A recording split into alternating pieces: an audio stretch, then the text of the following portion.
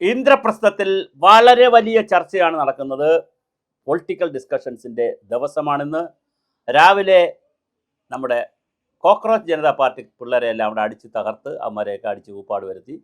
പക്ഷേ കുറച്ച് കഴിഞ്ഞപ്പോൾ അതിൻ്റെ ചർച്ചയ്ക്ക് വരുന്നു. ഇന്ന് ധർമ്മേന്ദ്ര പ്രധാൻ വിദ്യാഭ്യാസ മന്ത്രി കോക്രോച്ച് പാർട്ടി ജനതാ പാർട്ടിയുടെ ടീമുകളുമായി ചർച്ച വച്ചിരിക്കുന്നു. അതൊരു പോസിറ്റീവായിട്ടുള്ളൊരു കാര്യം. വൈകുന്നേരം NDAയുടെ മീറ്റിംഗ് വെച്ചിരിക്കുന്നു. അടുത്ത വേറൊരു ഡെവലപ്മെൻറ്റ്.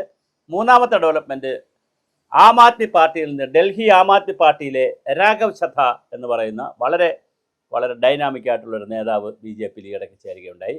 അദ്ദേഹത്തെ വിദ്യാഭ്യാസ മന്ത്രി ആക്കിക്കൊണ്ട് ധർമ്മേന്ദ്ര പ്രധാനെ പാർട്ടി ചുമതലകളിലേക്ക് മാറ്റാനുള്ള ഒരു നടപടി ഉണ്ടാകുമോ എന്നറിയില്ല. പീയൂഷ് ഗോയലിനെ ധനകാര്യമന്ത്രിയാക്കിക്കൊണ്ട് നിർമ്മല സീതാരാമനെ മറ്റൊരു പദവിയിലേക്ക് പരിഗണിക്കുന്നു.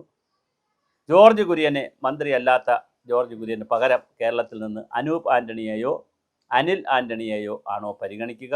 ഷോൺ ജോർജ് ആണോ? മൂന്നുമല്ല സദാനന്ദൻ മാസ്റ്ററാണോ കേരളത്തിൽ നിന്ന് പരിഗണിക്കപ്പെടുന്നത്? ഇനി അത് നാലും കടന്ന് കെ സുരേന്ദ്രനോ ശോഭാ സുരേന്ദ്രനോ ഒക്കെ വരുമോ എന്നുള്ള കാര്യം ഇപ്പോൾ അറിയാൻ കഴിയില്ല. വളരെ പ്രധാനപ്പെട്ട ഒരു രാഷ്ട്രീയ തീരുമാനമാണ് അതിൽ വരേണ്ടത്. എന്തായാലും നിതിൻ ഭവൻ അടക്കമുള്ള ആളുകൾ വലിയ ചർച്ചകൾ ഡൽഹിയിൽ നടക്കുന്നു. JP നദ്ദ ആരോഗ്യമന്ത്രി ഇന്ന് ഡൽഹിയിൽ മീറ്റിംഗ് വിളിച്ചിട്ടുണ്ട്. ധർമ്മേന്ദ്ര പ്രധാൻ അല്ല ശരിക്കും മീറ്റിംഗ് വിളിക്കുക, കാരണം നീറ്റിൻ്റെ എക്സാമുമായിട്ട് ബന്ധപ്പെട്ട സമരം ആയതുകൊണ്ട് JP നദ്ദയാണ് മീറ്റിംഗ് വിളിച്ചിരിക്കുന്നത്. അതുകൊണ്ട് ഇന്ന് ഡൽഹിയിൽ വളരെ നിർണായകമായ ചർച്ചകളാണ് നടക്കുന്നത്. മാത്രമല്ല പാർലമെൻറ്റ് സെഷൻ ആരംഭിച്ചിട്ടുണ്ട്. ഇന്ന് വിക്രം 1 വിജയത്തിലും അതുപോലെ തന്നെ ഫുട്ബോൾ വിജയത്തിലുമൊക്കെ സന്തോഷം രേഖപ്പെടുത്തിക്കൊണ്ട് പ്രധാനമന്ത്രി പുതിയ ആവേശത്തെയും പുതിയ ഊർജ്ജത്തെക്കുറിച്ചൊക്കെ സംസാരിച്ചു. പക്ഷേ വരും ദിവസങ്ങളിൽ അവിടെ വലിയ തല്ലും ബഹളവും ഇറങ്ങിപ്പോക്കുമൊക്കെ വാക്കൗട്ടും ഒക്കെ നടക്കാനുള്ള എല്ലാ സാധ്യതയുമുണ്ട്. കാരണം ഞാൻ സൂചിപ്പിച്ചതുപോലെ വളരെ പ്രധാനപ്പെട്ട 6-7 ബില്ലുകൾ 6ഓളം ബില്ലുകൾ വരുന്നുണ്ട്. ആ ബില്ലുകളിൽ ചിലതെങ്കിലും വലിയ വിവാദമാണ്. അതുകൊണ്ട് തന്നെ തർക്കങ്ങൾ നടക്കാനുള്ള സാധ്യതകളും വളരെ കൂടുതലാണ്.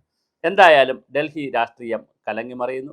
NDA ഇനി അടുത്ത 2 വർഷക്കാലം അല്ലെങ്കിൽ 3 വർഷക്കാലം, 2.5 വർഷമേ ഉള്ളൂ. 29-ലാണ് തിരഞ്ഞെടുപ്പ്. അപ്പോൾ 2.5 വർഷക്കാലം എന്ന് പറയുമ്പോൾ ഏകദേശം മധ്യസമയമായി. ഈ മൂന്നാമത്തെ മോദി ഗവൺമെൻറ് വന്നിട്ട് പകുതി സമയമായി. ബാക്കി പകുതി സമയം വളരെ കൃത്യമായ ഒരു റീഡിസൈൻ, ഒരു റീവിസിറ്റ് നടത്താൻ മോദി തീരുമാനിച്ചിരിക്കുന്നു.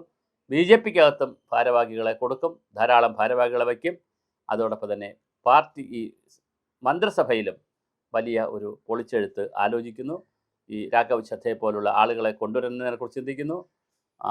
ധർമ്മേന്ദ്ര പ്രധാനെ പോലെയുള്ള ആളുകളെ പാർട്ടിയുടെ പ്രവർത്തനങ്ങളിലേക്ക് മാറ്റുന്നതിനെക്കുറിച്ചും ഗൗരവമായി പ്രധാനമന്ത്രി ആലോചിക്കുന്നു അറിയുന്നു. എന്തായാലും പ്രധാനമന്ത്രിയും അമിത്ഷായും JP നദ്ദയും നിതിൻ ഭവനും അടങ്ങുന്ന ഒരു 4-അംഗ ടീമായിരിക്കും. അതിൽ പിന്നെ ഒരു 2 അംഗമുണ്ട്. അതായത്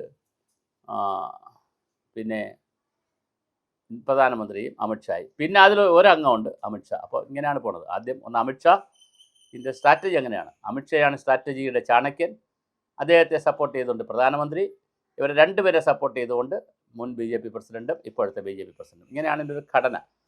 കൂടുതൽ തന്ത്രങ്ങളും മെനയുന്നത് അമിത്ഷാ തന്നെയാണ്, ചാണക്യൻ അദ്ദേഹം തന്നെയാണ്.